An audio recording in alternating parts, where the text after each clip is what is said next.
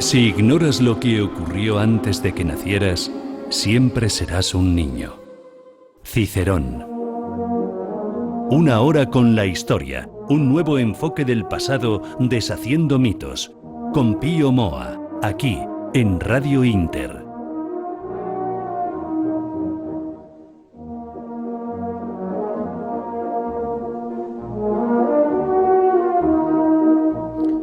Buenas noches, hoy es sábado 25 de noviembre del año 2017. El pasado lunes fue 20 de noviembre, fecha en la que hace 41 años murió el general Franco, y vamos a dedicar la primera parte de este programa precisamente a hablar de la herencia de aquel régimen, ¿no, don Pío? Sí, 42 años. 42 años. Pues sí. La parte... Sin embargo, la parte principal del programa de hoy versará sobre la política exterior en los gobiernos de Aznar. Y recordarán ustedes que hace no sé si 2 o 3 sesiones hablábamos del gobierno de Aznar. Era la primera parte del gobierno de Aznar. En la sesión de hoy hablaremos de la política exterior. Y me dice usted, don Pío, que va a haber un tercer programa que complete la trilogía, podríamos llamarlo así, del gobierno de Aznar, sobre... Sí. Sobre la ETA. Sobre el terrorismo. La política con la ETA. La política antiterrorista. Esto es importantísimo. Importantísimo. Calculo que ese programa va a ser el que más aplausos se lleve el expresidente Aznar, porque en la primera parte, y calculo que en esta de la política exterior, no le vamos a acariciar mucho al lomo al expresidente. No es excesivamente.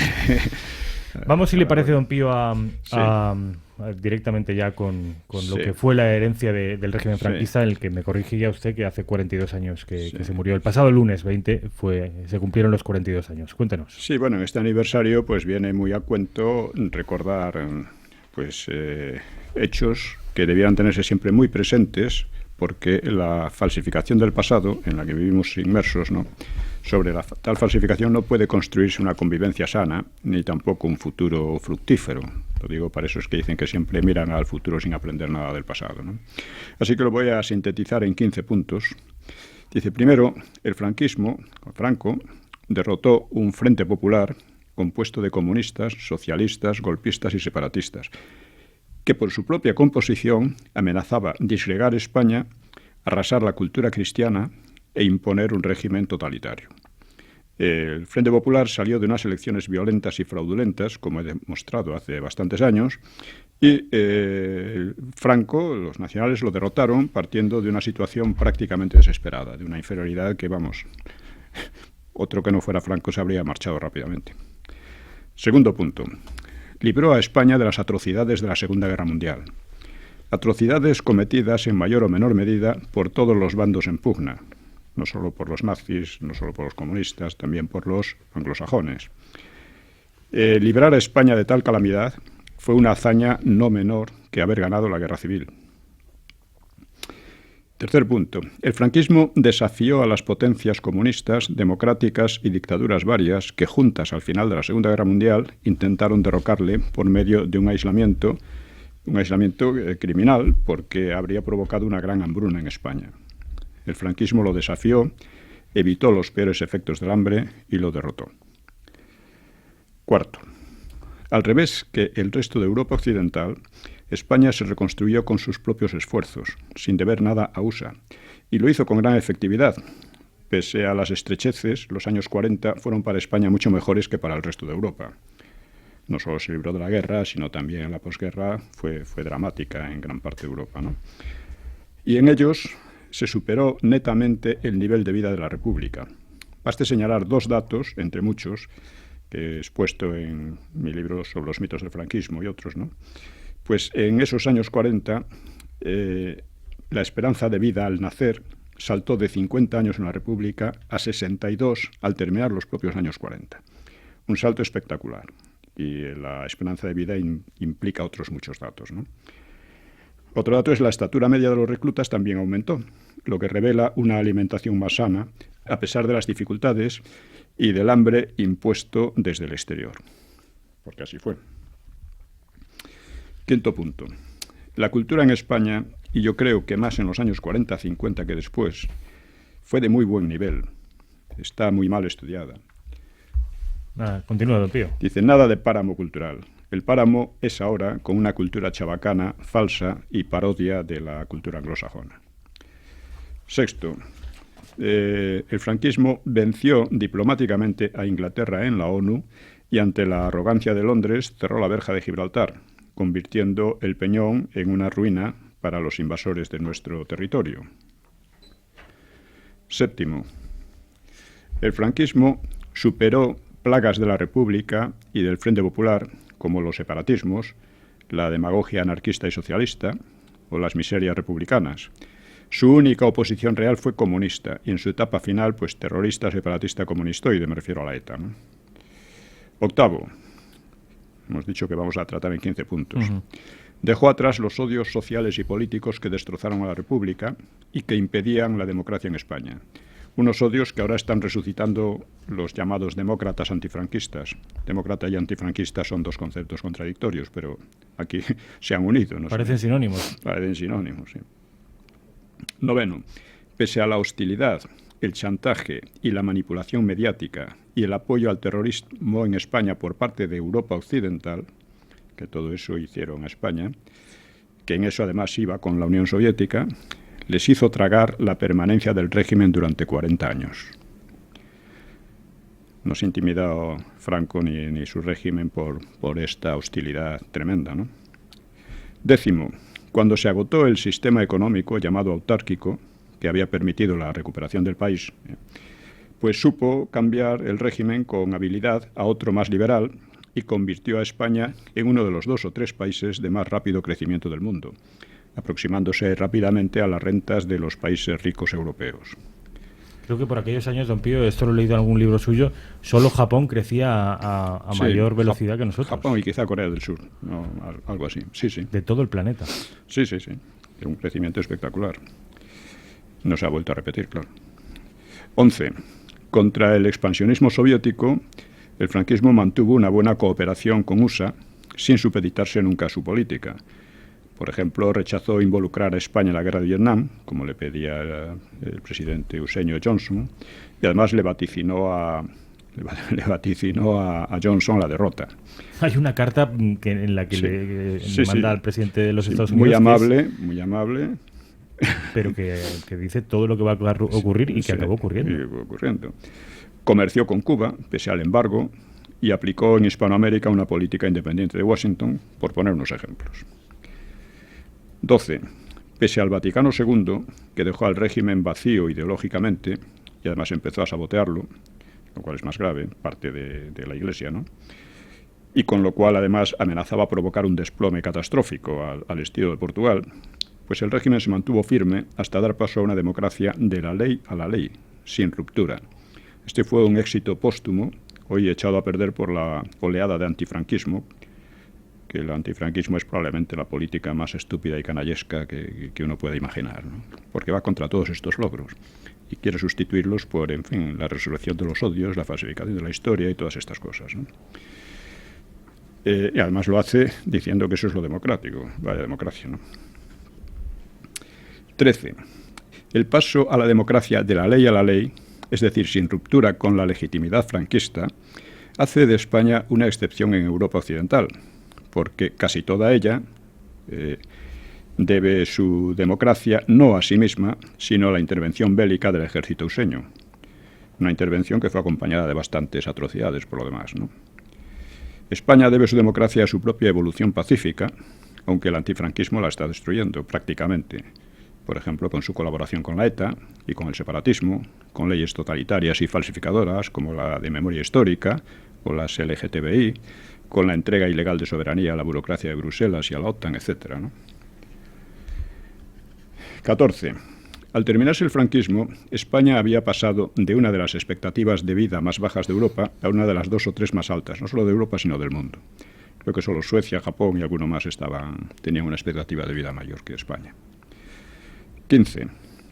España tenía además una salud social muy superior a la del resto de Europa, si la medimos por índices como la delincuencia, la población penal, los suicidios, la droga, el aborto, la prostitución, el alcoholismo juvenil, el fracaso matrimonial o la violencia doméstica. En todo esto, España estaba mucho mejor que el resto de Europa. En fin, podríamos seguir bastante rato, pero mucha gente está realmente, yo diría que embrutecida, por una propaganda diseñada por los comunistas. Los comunistas fueron la única oposición real al régimen, una propaganda basada en falsedades y que han adoptado también muchos pseudoliberales. La realidad histórica es que nunca en varios siglos había registrado España tal cantidad de éxitos y había mantenido con tanta dignidad su independencia y soberanía, desafiando a 1000 enemigos, hostilidades y terrorismo. Franco fue sin duda el mayor estadista que ha producido España en varios siglos. He escrito el libro Los mitos del franquismo, examinando, analizando los hechos, porque el antifranquismo miente sistemáticamente al respecto y los que se declaran más o menos franquistas ofrecen en su mayoría una versión demasiado simple y demasiado pobre de aquella época histórica. Sin entender esta época no se puede entender tampoco la actualidad.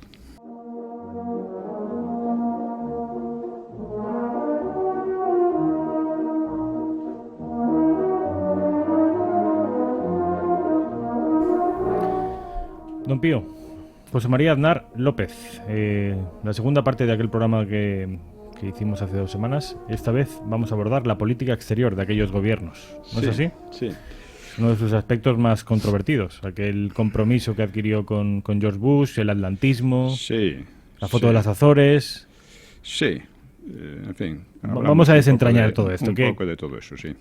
Bueno, habíamos dejado la política de Aznar con los separatismos, fue francamente mejorable, por decirlo de alguna manera, y hay que suponer que la realizó con el deseo de atraerlos a la lealtad constitucional, mediante concesiones y dinero. Lo que ocurría es que los separatistas no son ni pueden ser leales a España, porque la detestan, y utilizarán siempre las facilidades constitucionales para avanzar en la descomposición del país. Si no se entiende esto, pues, y no se entiende en general, ¿no? Pues para estos políticos España no es importante, lo importante es una constitución que por lo demás es muy defectuosa y que puede ser utilizada, como lo viene siendo, contra la propia nación española y contra la propia democracia, ¿no? Pero bueno, vamos a ver ahora. Yo había pensado 2 cuestiones, la política exterior de Aznar y la política hacia la ETA, pero el tiempo no da para las 2 cosas, ¿no? Abordemos ahora en esta sesión la política exterior. Bueno. La política exterior española, ya desde la transición, se fue orientando a ceder soberanía a la Unión Europea. La actitud de nuestros políticos hacia la Unión Europea fue de sumisión y de complejo de inferioridad, como si ellos nos estuvieran salvando de algo, ¿no? Declaraciones en ese sentido hay muchas. España tendría un pasado dictatorial y negro, mientras que lo que llamaban Europa representaría la libertad, la democracia y la prosperidad. Por eso España debía aceptar cualesquiera condiciones para entrar en Europa, como decían, y hacerlo con la cabeza baja, tratando de complacer a los otros. La realidad, sin embargo, es muy distinta. España siempre ha estado en Europa. España ha sido, por ejemplo, su principal barrera frente al expansionismo islámico y frente a otros peligros. Y ha expandido la cultura europea por otros continentes. Y por ir a épocas ya más recientes, Europa occidental, ya lo dije antes, no se debe su actual democracia a sí misma, sino a la intervención militar del ejército useño. Y el comienzo de su prosperidad, pues se lo debe igualmente a USA, al Plan Marshall. Porque después de la Segunda Guerra Mundial, Europa quedó devastada realmente, ¿no? Ya en los años 50 todavía, por ejemplo, en Alemania había un gran déficit de viviendas, por poner un detalle, ¿no? Uh-huh. Bien, estas 2 deudas, estas 2 cosas, ¿no? son unas deudas morales y políticas y económicas de enorme peso, de las que está libre España. O sea, prácticamente España es el único país que está libre de esas 2 enormes deudas. O sea, de la intervención militar y de la intervención económica, ¿no? La democracia ha llegado a España por propia evolución, básicamente pacífica. No vamos a entrar ahora en los actuales fenómenos de degradación política y social, que se dan no solo en España, sino también en la Unión Europea. Y España debe su reconstrucción de posguerra y su prosperidad igualmente a sus propios esfuerzos, sin Plan Marshall y sin entrar en la Comunidad Económica Europea, luego la Unión Europea. Es más, teniendo que afrontar, sobre todo en los años 40 y parte de los 50, la hostilidad y los intentos de aislamiento de los otros países europeos, tanto democráticos como comunistas. Por tanto, estamos libres de deudas y deberíamos poder obrar con más independencia que esos países. Sin embargo, la actitud de nuestros políticos y de la mayoría de nuestros periodistas, intelectuales, etcétera, pues es exactamente la contraria, una actitud acomplejada y menesterosa, ¿no? Como si les debiéramos algo a alguien, ¿no? Y ello revela, entre otras cosas, una enorme incultura histórica. Creo que esa incultura es el desconocimiento, o peor todavía, la distorsión de la historia en relación con nuestro pasado lejano, y más todavía con nuestro pasado reciente.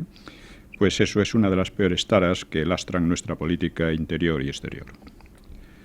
Así, en medida creciente, la política exterior e interior española se ve constreñida o limitada por los intereses predominantes en la Unión Europea. La UE no es un todo homogéneo, sino que en ella existen tendencias e intereses muy diversos, incluso contradictorios, ¿no? Por lo pronto existían 4 grandes, por población y poder económico, es decir, Alemania, Francia, Reino Unido, Italia, y desde el principio los avances en la integración se producían en torno a los intereses del eje franco-alemán, del eje París-Bonn, después París-Berlín, en el que Francia tenía la hegemonía política y Alemania tenía la hegemonía económica, aunque con el paso del tiempo Alemania se ha hecho hegemónica tanto política como económicamente, ¿no? Italia siempre tuvo poco peso político y poca ambición en ese sentido. E Inglaterra siempre estuvo con un pie fuera, valorando por una parte su relación especial con USA, la Special Relationship, y con poco gusto por tener que someterse a las decisiones de Bruselas. Ahí los tenemos con un pie fuera ya. Ahora ya con los dos, sí, prácticamente, ¿no? Siempre estuvieron así un poco escépticos, ¿no? Aparte, también es porque los ingleses tienen un sentido de su dignidad nacional mucho más fuerte que España, claro. En España es una actitud de sumisión, ¿no? No, pero los franceses también tienen un sentimiento de dignidad nacional. Sí, pero para ellos son un elemento fundamental en lo que llaman la construcción europea. España no lo es. Bueno, pues aparte pues estaban otros estados pequeños que no pintaban demasiado, como el Benelux y los escandinavos, al final, excepto Noruega, que prácticamente se sumaban a los grandes. Y en cambio otros, como Polonia o Hungría, que cada vez más contrarios a someter a ellos sus intereses, ¿no? Al eje franco-alemán. Aznar consiguió para España un peso en la política de la Unión Europea. Esto lo estamos viendo. Polonia y Hungría son los países que más desafiaron al totalitarismo soviético y más están desafiando a estas tendencias totalitarias que se perciben claramente en la Unión Europea, ¿no? Bueno, Aznar, como digo, consiguió un peso en la política de la Unión Europea, un peso considerable, en el Tratado de Niza de 2001, pero que los grandes quisieron eliminar y eliminaron en 2003, ¿no? Para eso Aznar se alió con Polonia. Polonia, ya digo, había sufrido la experiencia soviética y por ello era también muy sensible a las tendencias totalitarias dentro de la UE. Además, Polonia es un país católico como España, aunque España lo es poco más que nominalmente. Pero, en fin, la alianza con Polonia y quizá con otros países en situación similar daría a todos ellos un peso que podría contrarrestar el nuevo imperio de Carlomagno, que significa el eje franco-alemán. O sea, no es casual que hayan declarado a Carlomagno padre de Europa, porque es que lo que hizo Carlomagno fue precisamente un imperio franco-germano.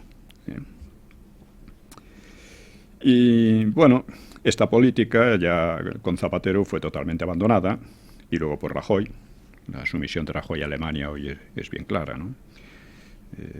Zapatero es curioso cómo pintan su política muchas veces como una política más europeísta que la de Aznar, porque rechaza los intereses de España en función de otros. Eso es ser más europeísta, para toda esta gente. De hecho, el gran eslogan del Zapatero era la vuelta a Europa. La vuelta a Europa. Como si hubiéramos salido de Europa. Era la vuelta a sumisión, en realidad. La vuelta a la sumisión. Sí. La vileza con que esta gente sabe la habilidad, ¿no?, con que sabe disfrazar sus fechorías con palabras bonitas es impresionante. Y es muy efectivo el relato ese que construyen, ¿eh? Es efectivo porque no tiene una réplica clara y contundente. Porque al final Rajoy lo que ha hecho es seguir la misma política exactamente.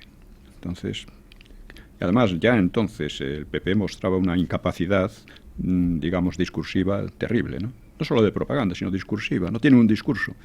Ante lo que los otros dicen al final, primero protestan y luego siguen. Hay que tener en cuenta que la situación objetiva de España en la UE y en general en el mundo viene definida por la existencia de Gibraltar.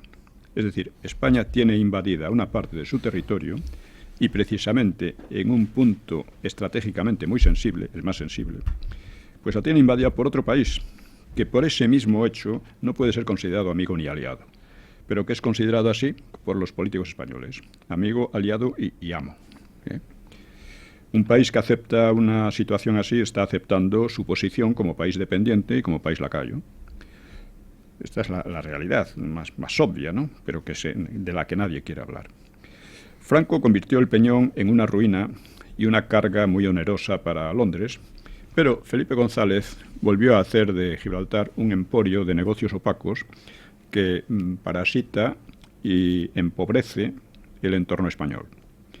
González obró así, parece ser, por presión de la Unión Europea, entonces era todavía la CE, la Unión Europea es de 1993, y Felipe González abrió la verja del Peñón el mismo 82. Fue su primera decisión prácticamente. Bueno, probablemente él creyó que valía la pena para entrar en el club de la CE. Y Gibraltar, repito, define a España como un país, podríamos decir, lacayo, en tanto sus gobernantes aceptan a todo efecto práctico la presencia de la colonia militar inglesa.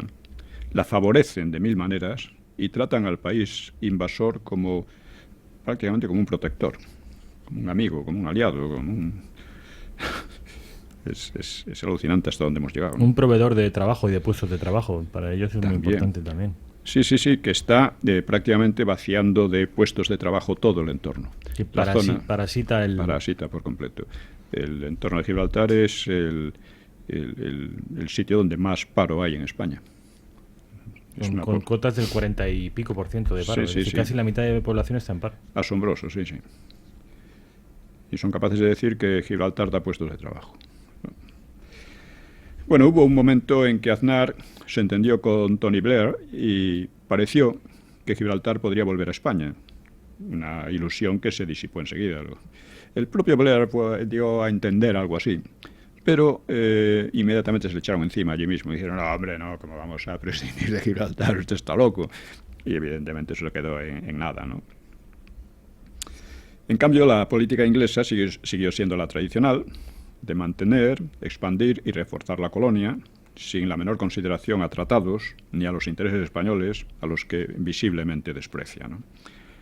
En realidad, España tiene todas las ventajas, menos la militar, que tampoco es necesaria, ¿no?, para presionar sobre el Peñón y cerrar la verja. No es España quien depende económicamente de Gibraltar, sino a la inversa. Y la razón moral y política también están de parte de España, reconocidas en la ONU, en tiempos de Franco. O sea que las ventajas son absolutas. O sea, aquello puedes convertirlo de nuevo en una ruina para Inglaterra y ya se cansarán, porque eso no puede mantenerse indefinidamente. Es más, España puede presionar con USA.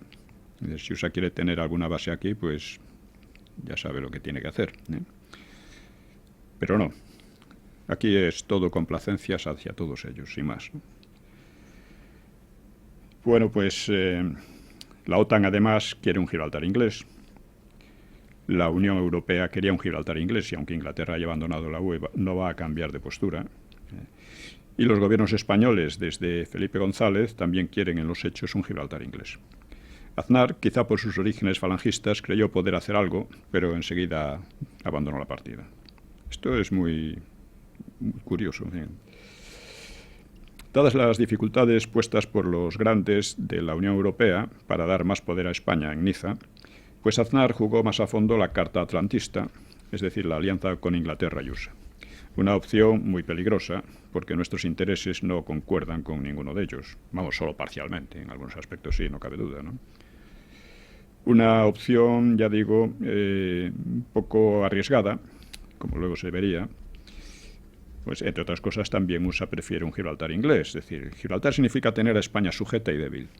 Y eso es lo que les interesa a todos ellos, ¿no? Por lo demás, no hay que olvidar, lo hemos tratado en alguna ocasión, que la concepción del mundo de USA ellos consideran el mundo como el teatro de su mesianismo, ¿no? En el que ellos van a servir de modelo e inspiración para todos los demás. Esto lo decía la Hillary Clinton tranquilamente, ¿no? Ellos van a ser quienes llevan la batuta, ¿no?, en el desarrollo mundial. Lo vienen siendo desde 1945, aunque con la rivalidad de la Unión Soviética durante años. Pero ellos se lo creen. Y nosotros no tenemos por qué seguir esa... Nosotros tenemos nuestros intereses, igual que cuando Franco estaba aliado con USA, pero al mismo tiempo comerciaba con Cuba, se negaba a ir a Vietnam y llevaban en Hispanoamérica una política independiente, ¿no? Pero eso hoy día ya no lo entienden estos políticos, ¿no? Y estamos viendo también consecuencias de esta concepción mesiánica de USA, pues en las guerras civiles y en el caos que está sembrando en los países musulmanes, y sufriendo además derrotas muy costosas, ¿no? La enorme metedura de pata de Aznar fue la participación moral y política, aunque no fuera directamente militar, en la guerra de Irak, que acabó con Saddam Hussein, la segunda, ¿no? España no tenía por qué entrar en aquel conflicto porque no se nos perdía nada. Es igual que en la Primera Guerra Mundial, en la Segunda, no se nos pierde nada ahí, ¿eh? Podemos apoyar a lo mejor a unos o a otros, eso ya, pero sin meternos de lleno en eso, ¿no? Don Pío, en ese momento parecía una buena idea. Ahora hablamos, sí. Tampoco se nos perdía nada en los conflictos de Yugoslavia o el de Libia, que con Libia ya fue con Zapatero. Pero dentro de la OTAN los gobiernos españoles se han mostrado una vez más como unos lacayos muy entusiastas, participando en operaciones de interés ajeno, bajo mando ajeno y en idioma ajeno, porque el ejército es probablemente la institución en la que más se promueve el desplazamiento del español por el inglés. Cosa lógica porque los países que realmente mandan en la OTAN son USA y en segundo lugar Inglaterra. O sea, es un ejército cipayo, como venimos denunciando, y hay que seguir haciéndolo hasta que entre en la mollera de mucha gente. Y ahora, con motivo del separatismo catalán, ha resurgido algo de patriotismo español. Quizá algunos empiecen a comprender estas cosas, ¿no? Bueno, en mis tiempos, en 2003, yo apoyé la participación española en la guerra de Irak, en parte por repugnancia a la demagogia con que se oponían a ella las izquierdas y demás, ¿no? Era puro antiyanquismo, sin más, ¿no? Eso no va a ninguna parte. Usa unos aspectos, puede ser interesante para nosotros, puede estar acertada y en otros no. El no a la guerra famoso. En esa guerra se ha demostrado que fue un error. O sea, no se ha podido demostrar más claramente, ¿no? Al final tuvieron que salir de allí casi por piernas, dejando un país completamente en guerra civil, en una situación que sigue sin salida, ¿no? Bueno, yo decía que había tantas razones para participar como para no hacerlo. Pensaba, si estamos en la OTAN, pues podemos ser fieles a nuestros aliados, aquello además esta era la cuestión principal. La idea era que tras derrocar a Saddam, Irak se democratizaría y al democratizarse se convertiría en una nación próspera que atraería a otras de la zona. Es decir, serviría por una parte, serviría de manifestación de cómo imitar a USA era la garantía para prosperar y ser libres, ¿no? Por otra parte, se convertiría en una barrera frente al Irán integrista y se convertirá también en un seguro para Israel. Se supone que apoyaría o reconocería a Israel por solidaridad democrática o algo por el estilo. No hay que olvidar que Jordania prácticamente, si no un aliado, por lo menos no representa ningún peligro para Israel. Turquía antes era bastante próxima a Israel, ahora ya no. Y cosas así. Es decir, si Irak se democratizaba en el sentido que estos querían, pues la situación en todo Oriente Próximo se arreglaría. Se iba a apaciguar aquella zona que es la más inestable del mundo. Y sigue siéndolo. Exactamente, ¿no? Decía Putin que no queremos en Rusia una democracia como la que han llevado a Irak. Algo de razón tenía. Según las encuestas, la inmensa mayoría de los españoles estaba en contra de aquella guerra, aunque lo hacía por razones muy confusas y contradictorias, en gran parte también porque no quería la democracia allí, y por odio a Israel, etcétera, ¿no? En fin, a veces se puede tomar una actitud correcta, pero por razones muy equivocadas, ¿no? Eso es peligroso, ¿no?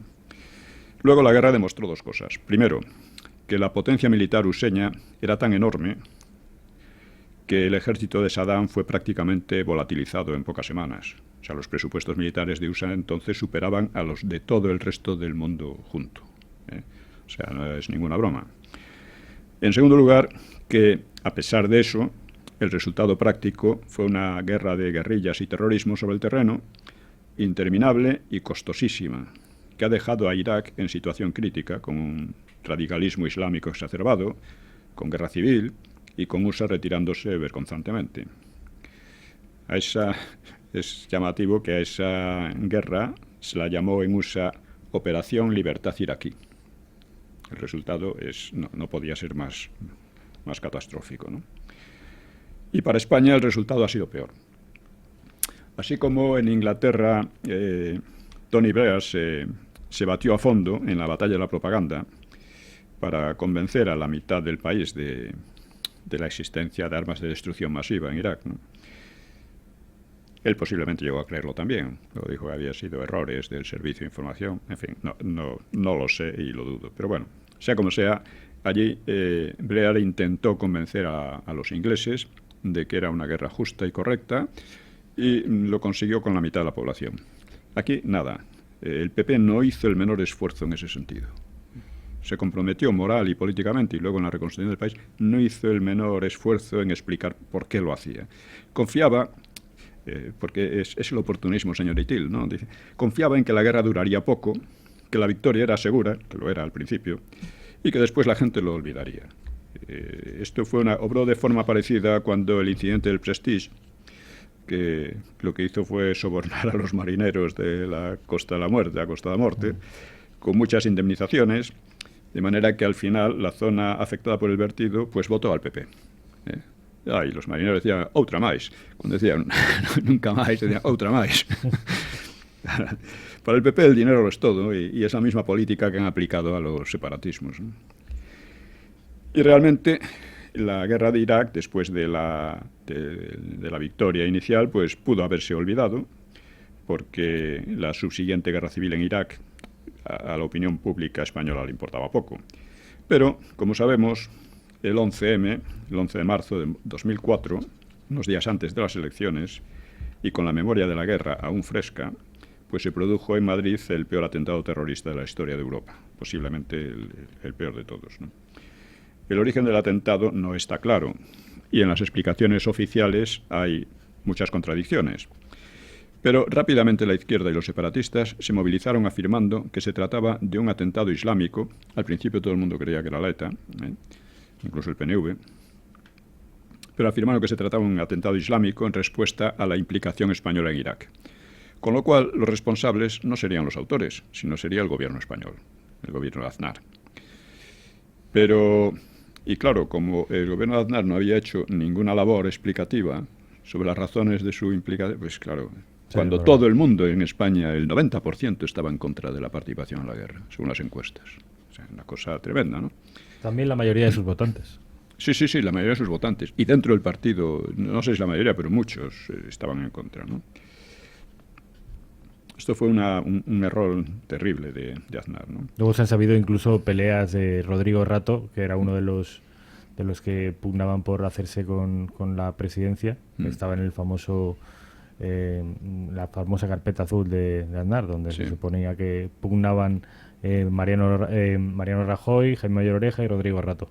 Y Rodrigo Rato temía por las consecuencias de aquella guerra, y revelan algunas fuentes, y luego no lo ha desmentido Rodrigo Rato, que llegó a zarandear a Aznar y decir que todo esto es por tu puta guerra.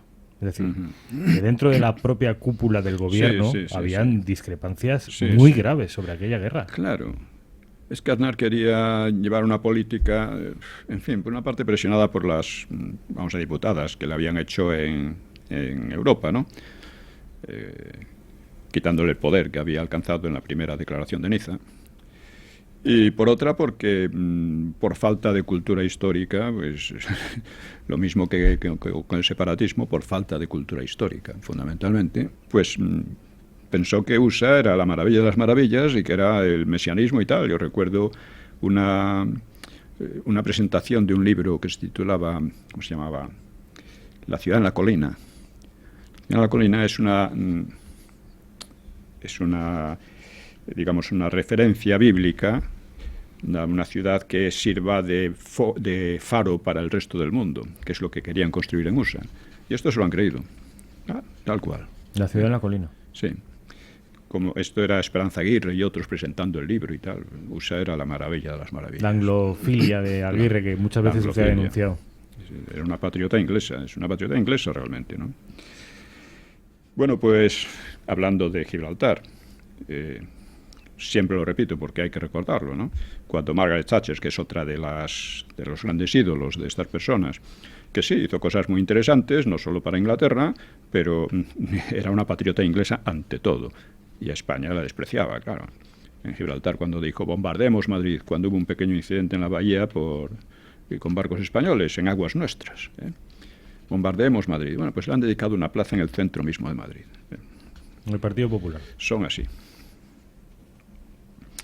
Bueno, pues decimos que, aunque no están claros los autores del 11M, lo que sí está completamente claro es quiénes fueron sus beneficiarios. En primer lugar, el PSOE de Zapatero, que ganó unas elecciones muy reñidas, y a través del PSOE, la ETA, los separatistas y los propios yihadistas. Salió entonces también con aquella historia de la alianza de civilizaciones. ¿Alianza contra quién? ¿Contra quién? Una alianza es siempre contra alguien, si no, no hace falta aliarse. ¿Contra quién? Eso no sé, son cosas que quedan implícitas, pero que no, en fin, la gente las traga así por las buenas, ¿no?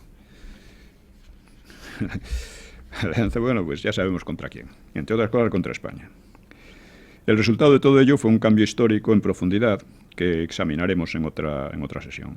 Basta decir ahora que las acciones del gobierno socialista han demolido el Estado de Derecho y han conducido a una democracia fallida. Solo en un país de gran incultura democrática puede verse como normal que un gobierno saque a un grupo terrorista de la ruina, que premie sus crímenes con legalidad, dinero público, lo convierta en una potencia política y diga que lo ha derrotado encima. O que imponga por ley una determinada visión de la historia, que exalta como víctimas a asesinos sádicos, o que reconoce como soberano a un parlamento regional de Cataluña. Sin embargo, aunque la gente y los analistas no quieran darse cuenta de lo que significan estas cosas, pues sus consecuencias son muy prácticas y muy reales, ¿no? Tienden a pudrir la convivencia social y una de esas consecuencias que estamos viendo es el golpe separatista en Cataluña. Es una de las consecuencias de esta destrucción de la democracia en España, ¿no? Zapatero destruyó literalmente el régimen salido de la transición, que tenía muchos defectos, pero que podían haberse corregidos, lo que pasa es que se han profundizado, e impuso la ruptura que en 1976 no había conseguido la oposición antifranquista. Esto es para tener un enfoque general de la historia, si no nos perdemos en los detalles de cada momento, ¿no? Que es lo que suele ocurrir con los analistas en España, ¿no? No con todos, claro, pero es lo más corriente. La política exterior de Aznar, por tanto, fue muy confusa y contradictoria. Aceptó la posición subordinada de España, quiso demostrar un entusiasmo por el liderazgo useño, al que España no estaba obligado, aunque bien podían estarlo los otros países de Europa Occidental, que tanto debían a USA, ¿no? Dejó, como siempre, a Gibraltar en un segundo, tercero o cuarto término, salvo por un breve momento. Acertó al apoyarse en Polonia para asegurar un mayor protagonismo de los intereses españoles en la UE, aunque eso no tendría luego continuación, claro. O sea, lo que hizo Zapatero fue precisamente prescindir de Polonia. Había una reunión pendiente y el tío no fue. No sé qué dijo que le había pasado, que se había sentido mal, que le dolía la cabeza. Se ausentó, es cierto. Sí. Fue un desplante, el primero de todos. El primero en realidad había sido el desplante en Irak. Sí. El salir por patas a las 48 horas de tomar posesión. Sí, ese fue el primero. Otra cosa completamente demagógica. Una vez estás allí, además estás ayudando, porque en aquel momento los españoles estaban ayudando a Irak a reconstruirse. Estaban ayudando precisamente a reconstruirse contra los que teóricamente habían atentado en Madrid, contra los mismos. Claro, yo cuando hizo aquello Zapatero, yo me dije, bueno, aquí es un atentado islamista, está claro, que gracias a él Zapatero ha subido al poder y que lo recompensa de esta manera. Es una interpretación, no digo que fuera así exactamente, no, es lo que yo pensé. Fui pro de esta. Sí. Parece que hubo como un intercambio de favores. Un ¿no? intercambio de favores, aparentemente. No me gusta la conspiranoia y no voy a decir que fue así, pero es una posibilidad. Es lo que yo interpreté. Es una lectura que parece bastante evidente. Sí. Seguramente no tenga que ver, o sí, pero vamos. El qui pro es siempre un indicio, pero no es una prueba. O sea, alguien mata a un señor y lo hereda a su hijo y dice, bueno, el hijo que es algo así debe ser el asesino. Pues no necesariamente. Al hijo le beneficia, luego el hijo tiene interés, luego el hijo ha mandado a asesinarlo. Exactamente, por ejemplo. No es así. Pero es un indicio y hay que tenerlo en cuenta. Decía antes, don Pío, antes de que siga, que haciendo el resumen de la política exterior de Aznar, que Aznar aceptó la subordinación. Sí. La subordinación, Aznar diría, la subordinación, en todo caso, al mundo anglosajón, porque él lo que quiso en todo momento fue sacudirse la subordinación del eje franco-alemán y en particular de Francia, de la Francia que en ese momento estaba Chirac, ¿no? Creo que sí. Sí, que además era un tipo que no tenía, bueno, ningún presidente francés en realidad ha tenido gran estima a España. Bueno, eso se vio en el caso de Perejil, por ejemplo, ¿no? Pues que fue el único país de toda la Unión que no prestó apoyo a los... Ningún apoyo, ¿no? Y en cambio USA sí lo prestó. Aunque realmente para recuperar Perejil frente a Marruecos necesitemos el apoyo de exteriores, algo que te deja... Ya te demuestra en qué situación está el país. Sí, demuestra con quién tiene a Francia por aliados. Marruecos o España, pues elige claro. Marruecos. Pero que me llama la atención, por esto que hablaba usted antes de la cultura histórica. Es importante la cultura histórica y el gran drama de nuestro país es que nuestros líderes carecen de cultura histórica, de una visión más o menos panorámica de lo que ha sido la historia de España. Aznar acepta la subordinación al mundo anglosajón y rechaza la subordinación al mundo francófono. ¿Podría tener esto algo que ver con la ideología? Es decir, las derechas habitualmente se han sentido más cómodas en el ecosistema intelectual y político anglosajón y las izquierdas más en el ecosistema francés. Porque Zapatero fue corriendo a los franceses, Aznar va corriendo a los ingleses. ¿Esto tiene algo que ver? Tiene algo que ver. Sí. Tiene algo que ver. Francia representa para la Revolución Francesa, sigue siendo un mito para la izquierda. La democracia francesa, que es una democracia muy sui generis, decía Josep Pla, dice, Francia es un régimen policíaco envuelto en palabrería humanitaria. Y hay bastante de eso. O sea, Incluso la Marsellesa es un himno internacional para muchos movimientos. Sí, lo ha sido, ¿no? Pero al mismo tiempo, en la práctica, la izquierda se subordina igualmente a USA, ¿no? Totalmente, porque no tiene interés simplemente porque no tiene interés en España. Para ellos España no es nada. O sea, España es un país de pasado nefasto, de Inquisición, de leyenda negra, de todo esto. Así que hay que redimirlo, y lo podemos redimir de cualquier manera. Una de ellas es la tendencia francesa. Y la derecha ha sido también muy pro-francesa. Pero claro, ha tendido más bien a Inglaterra. O sea, ya desde la desde la invasión napoleónica. Alguna vez hablamos algo de esto también. Sí. Bueno, pues digamos que todo ello, estos errores, el mayor fue ese apoyo a USA, ese apoyo tan entusiasta, completamente innecesario, ¿no?, en la guerra de Irak. Y aunque todo ello parte de una idea confusa y contradictoria sobre los intereses de España y sobre la posición. O sea, para el PP actualmente España es una marca España. Una marca es una marca de es una mercancía. Bueno, y ellos lo consideran así. Y están constantemente con el rollo económico de que si, qué sé yo. Bueno, hay otro punto de gran importancia para nuestra política internacional y es... Tenemos aún como 15 minutos, don Pío. Sí, bien. Y es el de Hispanoamérica.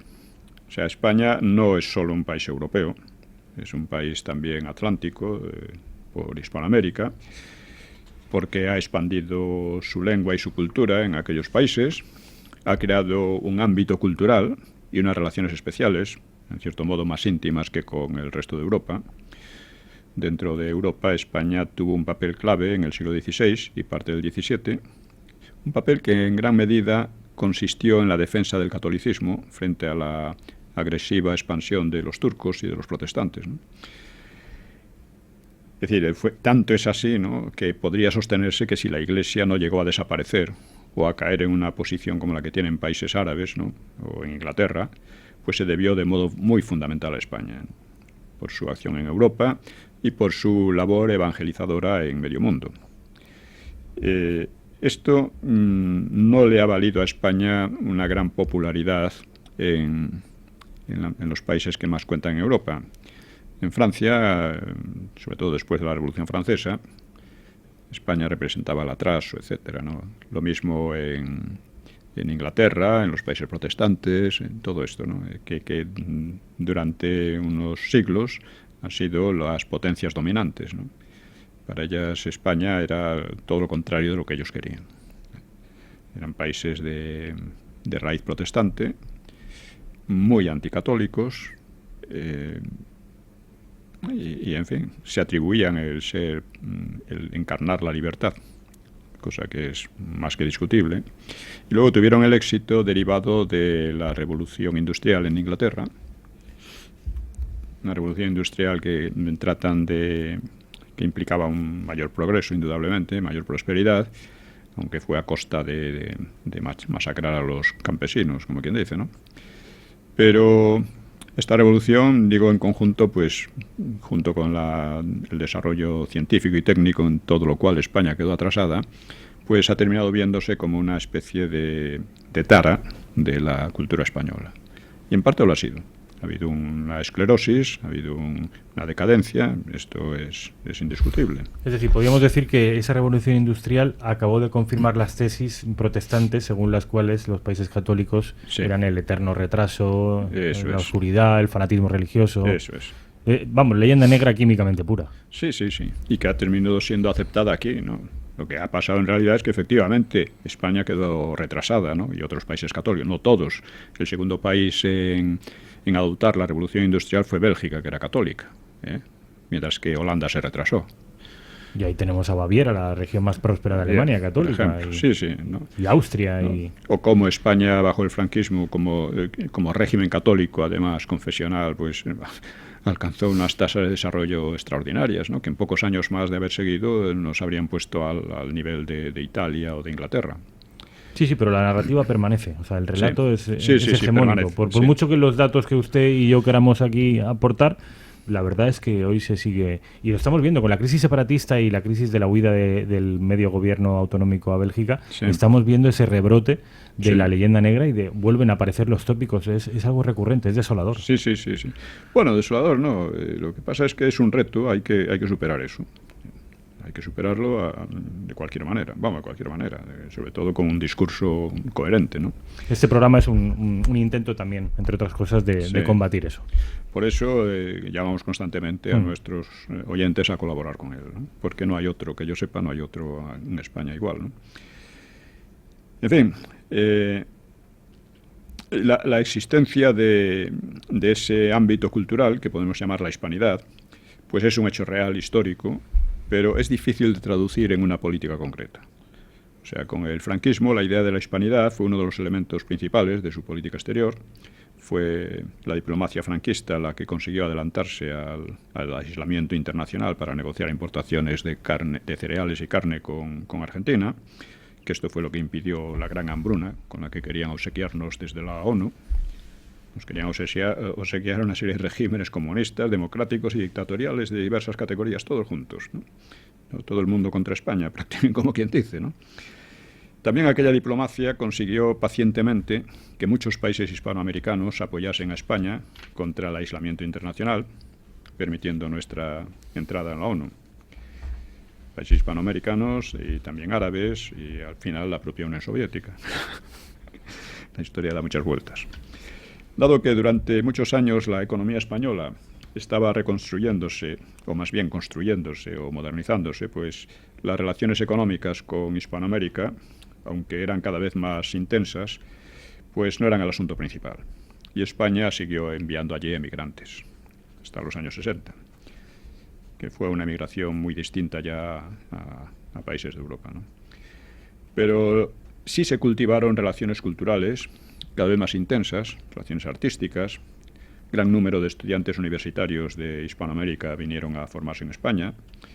Y conforme la economía española progresaba, también aumentaron, por ejemplo, las exportaciones industriales. Un caso especial, que ya hemos mencionado, fue la venta de camiones, barcos de pesca modernos y otra maquinaria a Cuba, a la Cuba de Castro, a pesar del embargo de USA. Evidentemente no se hizo por simpatías con el comunismo, sino más bien como un gesto de independencia frente a USA.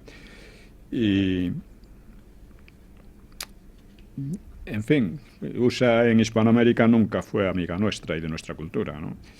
Y también se hizo como muestra de solidaridad hispánica, una solidaridad posiblemente mal entendida en este caso. Pero en fin, esta es fue lo que hubo, ¿no? Y también fueron combatidas las demagogias antiespañolas tan corrientes allí, en Hispanoamérica, que están muy fomentadas por nuestros aliados, como USA o por Inglaterra o Francia. La leyenda negra, en una palabra, según la cual la conquista y colonización de la América hispana había sido un genocidio que había introducido allí el oscurantismo y la barbarie. Esto fue combatido intensamente por el franquismo, pero no después. En Nueva Historia de España he expuesto la increíble demagogia con que los llamados libertadores, que en gran parte eran agentes de Inglaterra, o obraron como tales, pues atacaron la herencia española, empezando por Miranda, claro. Atacaron la herencia española, ¿no? Merece la pena conocerlo porque esa hispanofobia sigue siendo actual. Es más, está cobrando mayor fuerza en nuestros días, sin que los gobiernos, tanto del PP como del PSOE, hagan nada contra ella. Ni el de Aznar, ni el Felipe, y ni, por supuesto, Zapatero, ¿no? Lo cual, a decir verdad, no debería extrañarnos, sabiendo lo que son estos partidos, ¿no? Ahora mismo el Papa Francisco sigue por el mismo camino. Es algo que merece análisis porque se trata de una especie de, yo creo, es una cosa un poco demencial, pero está ahí y tendremos que dedicarle alguna sesión a esta, cómo se hizo la independencia en los países hispanoamericanos y cómo durante el Imperio Español en América duró 3 siglos. Fueron 3 siglos muy pacíficos, fue uno de los imperios más pacíficos de la historia. Y en cambio, después de la independencia, allí todo han sido guerras civiles, guerras entre unos y otros, golpes de Estado, en fin, un desbarajuste, ¿no? Pues bien, desde la transición, la postura hacia Hispanoamérica cambió. Se ha hecho mucho más económica, cosa natural, según se desarrollaba la economía española, pero mucho menos cultural.